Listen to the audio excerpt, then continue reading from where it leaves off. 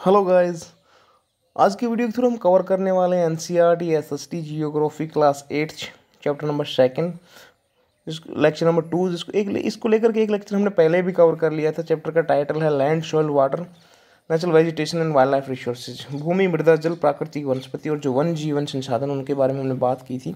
तो स्टूडेंट्स, हमने previous video के अंदर जाना था कि जो तंजानिया नामक अफ्रीका के अंदर कंट्री है, एक छोटा गाँव, उसके एक छोटे गाँव में जो मांबा है पानी लाने के लिए बहुत जल्दी उठती है, अर्ली जो है गेट्स होती है, और उसको बहुत ज़्यादा जो डिफ़िकल्टी, बहुत दूर जाना पड़ता था, काफ़ी घंटों के बाद लौटना पड़ता था। इस तरीके से फिर उसके बाद हमने जो न्यूजीलैंड के अंदर रहने वाले जो पीटर थे उनके बारे में पढ़ा।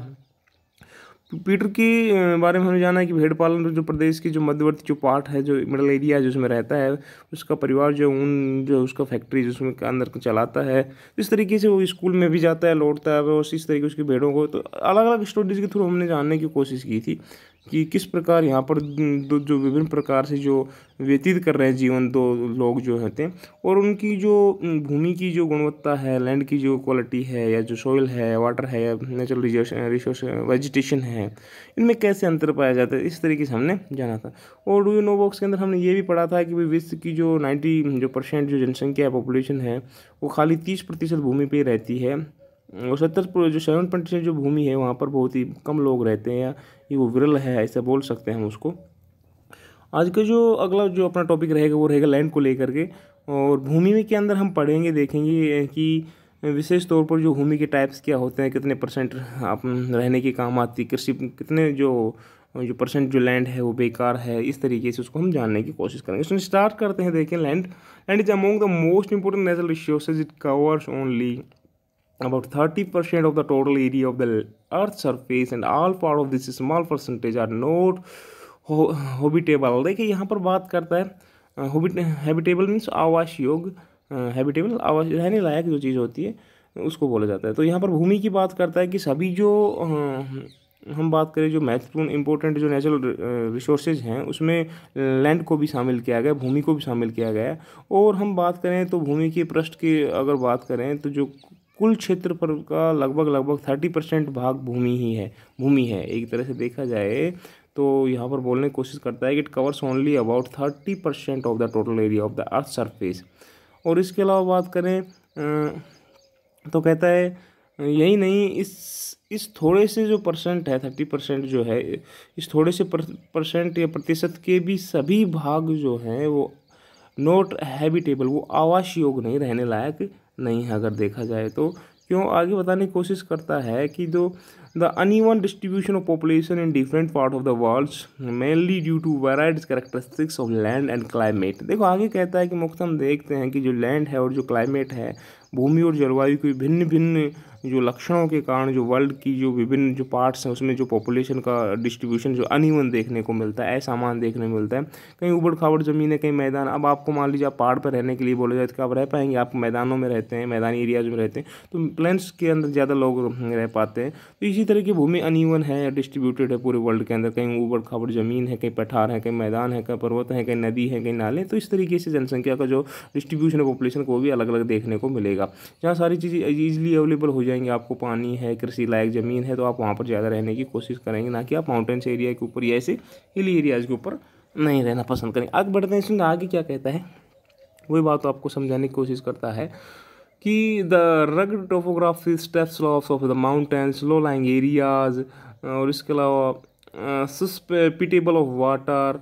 देखो यहाँ logging desert areas, thick forest areas are normally. देखो यहाँ पर स्टूडेंट्स आपको वही चीज़ बताने की कोशिश, जब मैं आपको बोलने की कोशिश करता है कि उबड़ खाबड़ जो इस तरह करती है टोपोग्राफी हैं, या जो माउंटेन्स के स्लोपी एरियाज हैं, तेज ढलान हैं, कहीं पर बहुत ज़्यादा जल ही जल है, जिसको हम बोल सकते हैं कि जो जलाक्रांत जो संभावित क्षेत्र हैं, या कहीं पर जो मरुस्थल एरिया है, डेजर्ट एरिया है, कहीं पर बहुत ज़्यादा वन है, फॉरेस्ट है, तो कहीं पर वन है ही नहीं। तो इस तरीके से यहाँ पर बताने की आपको कोशिश करता है। इसके आगे बात करता है तो देखो क्या कहता है आगे बोलने की, कहता है कि plains and river valleys offer suitable land for agriculture, hence these are the densely populated area of the world. और आगे आपको यही बताता है कि भाई जो उर्वर जो मैदानों और नदी घाटियों में क्या होता है कि जो फर्टिलाइज जो प्लान्स होंगे या जो नदी घाटी क्षेत्र उसमें जो एग्रीकल्चर के लिए सूटेबल लैंड होती है, आसानी से यहाँ पर लैंड जो होती है उस पर एग्रीकल्चर की जा सकती है, क्योंकि जो ज़मीन होती है फर्टाइल होती है। तो इसलिए कहता है कि ये जो स्थान होते हैं विश्व के सघन बसे क्षेत्र होते हैं, पॉपुलेटेड एरियाज होते हैं वर्ल्ड के। क्यों? क्योंकि जनता यहीं पर ज़्यादा रहेगी, क्योंकि यहाँ पर आसानी से वाटर अवेलेबल हो जाता है रहने के लिए, पीने के लिए, रहने के लिए मकान, और इस तरह खेती कर सकते हैं लोग। तो इस एरियाज में ज़्यादा रहना पसंद करते हैं लोग। ऑप्शन यहाँ पर आपको फिग 2.1 के अंदर ये भी शो किया गया है कि ऑस्ट्रेलिया में साल्ज़बर्ग है। ऑस्ट्रेलिया में क्या है? साल्ज़बर्ग है। तो इस फिग में आप भूमि के कितने उपयोग हो रहे हैं उसको पहचान सकते हैं, किस तरह से कहीं पानी है, खेती के काम आ रहे, कहीं वन भी हैं, अलग अलग तरीके से लैंड के यूज दिखाए गए हैं। अगला टॉपिक हमारा जो है वो लैंड यूज को लेकर के, भूमि उपयोग को लेकर के। उसमें देखिए क्या कहते हैं, land is use for different purpose as agriculture, forestry, mining, building, houses, roads. देखो भूमि का उपयोग कहाँ कहाँ किस प्रकार में हो रहा है वो बताने की कोशिश करता है। तो भूमि का उपयोग विभिन्न कार्यों के लिए किया जाता है, जैसे एग्रीकल्चर है या फॉरेस्ट है या माइनिंग है, खनन है, जो सड़क और जो उद्योगों की स्थापना करना। इस तरीके से हम बोलें तो भूमि, इसे हम क्या बोल सकते हैं, एक तरीके से ये सारी जो चीज़ें हैं इसको हम, this is commonly terminated land use, इसी को हम क्या बोले, इसी को हम भूमि उपयोग कहते हैं। जैसे अब अपने पे ऊपर पढ़ा था, can you list out the different ways which Mamba's and Peter's family use their land. तो यही अब फिर आपसे पूछता है कि आप माम्बा और पीटर के परिवारों के जो लैंड यूज़ के विभिन्न जो तरीके हैं उनकी सूची बना सकते हैं क्या भाई। जैसे माम्बा का परिवार क्या कर रहा था भूमि को लेकर के, और पीटर का परिवार किस तरीके से लैंड का यूज़ कर रहा था, उसको लेकर लिस्ट बनाने को बोलता है। आगे आपको कहता है कि the use of land is determined by physical factors such as topography, soil, climate, minerals and the availability of water। और आगे यही बात आपको बताता है कि भूमि का जो उपयोग है वो भौतिक कारकों द्वारा निर्धारित किया जाता है। जैसे भौतिक कारकों में क्या, जो हम बात करें जो स्पेशली फिजिकल फैक्टर्स के अंदर क्या किन किन को इंक्लूड किया गया है, जिसमें टॉपोग्राफी हुई, स्थलाकृति हुई, सॉइल हुई, मृदा हुई, क्लाइमेट जलवायु, और इसके अलावा मिनरल्स हुए, खनिज हुए, और इसके अलावा बात करते हैं अवेलेबिलिटी ऑफ वाटर की, जल की उपलब्धता की। तो ये सब किस में शामिल है, ये सब शामिल किए गए फिजिकल फैक्टर्स के अंदर। और इसमें से आगे बढ़ते हैं, आगे मूव करते हैं। देखिए आगे कहता है, अगर हम बात करें किसकी लेकर के, land can also be classified on the basis of ownership as private land and community land. देखो यहाँ पर स्वामित्व की भी बात करता है, तो स्वामित्व के आधार पर भूमि को हम प्राइवेट लैंड के अंदर, निजी भूमि में, और उसके अलावा हम उसको बांट सकते हैं किसमें, प्राइवेट भूमि के अंदर हम उसको बांट सकते हैं कम्युनिटी लैंड के अंदर। कम्युनिटी में सामुदायिक भूमि जो सभी की हिस्से में आती है, और एक निजी भूमि जैसे आपकी कितने बीघा की ज़मीन है वो आपकी निजी जो है प्राइवेट लैंड होगी, इस तरीके से। तो इसमें से आगे बात करते हैं, आगे क्या कहता है, private land is owned by individual whereas community land is owned by the community for common use like collection of for fruits, nuts और medical herbs. These community lands are also called common property resources. देखो यहाँ पर आपको ये बताने करता है, इन दोनों में अंतर बताता है कि जो प्राइवेट लैंड है और जो कम्युनिटी लैंड है इनमें अंतर क्या है, निजी भूमि और जो सामुदायिक भूमि, इनमें अंतर बताता है आपको। तो सामान्य रूप से इसका उपयोग कहता है, अगर बात करें हम सबसे पहले प्राइवेट लैंड की, तो इसका उपयोग समुदाय, यहाँ पर बात करने के, निजी भूमि जो है वो तो कहता है कि जो व्यक्तियों की स्वामित्व में होती है, किसी एक पर्सन पे, जैसे आपकी होगी कि 2 बीघा 5 बीघा इस तरीके। जबकि जो हम बात करें यहाँ पर किसकी, हम बात करें यहाँ पर कम्युनिटी लैंड की बात करें, तो सामुदायिक भूमि समुदाय के स्वामित्व में होती है।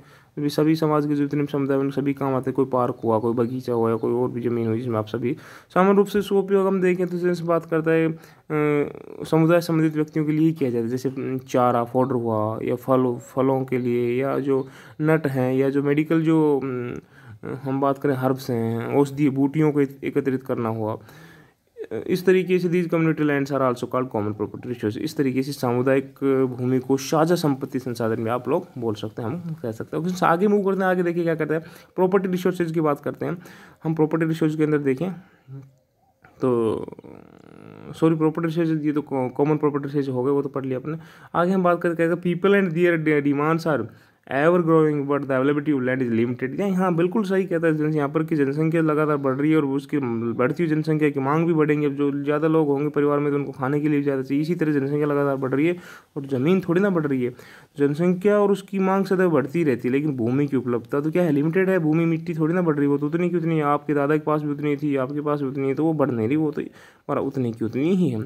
इसकी आगे देखिए क्या कहता है, इस तरीके से बताता है आपको कि the quality of land also differs from palace to palace. People started encouraging the commons land to build up commercial areas, housing complexes in the urban areas, and to expand the agricultural land in the rural areas. देखो यहाँ पर भी आपको वही बात बताता है कि भूमि नहीं बढ़ रही है, जो लैंड है वो लिमिटेड है। स्थानों के जो पैलेसेस के अकॉर्डिंग जो भूमि की जो गुणवत्ता है उसमें अंतर होता है। जैसे आपके एक खेत में जितनी पैदावार दूसरे में नहीं होती, इस तरीके से लोगों ने जो है सामुदायिक भूमि पर क्या व्यापारिक क्षेत्र बनाने, नगरीय क्षेत्रों में घर बनाने, और जो विलेज एरियाज में उसमें एग्रीकल्चर की सूटेबल भूमि का विस्तार करने पर क्या कर दिया, अनाधिकृत हस्तक्षेप करना शुरू कर दिया, एक तरीके से आप ऐसा बोल सकते हैं।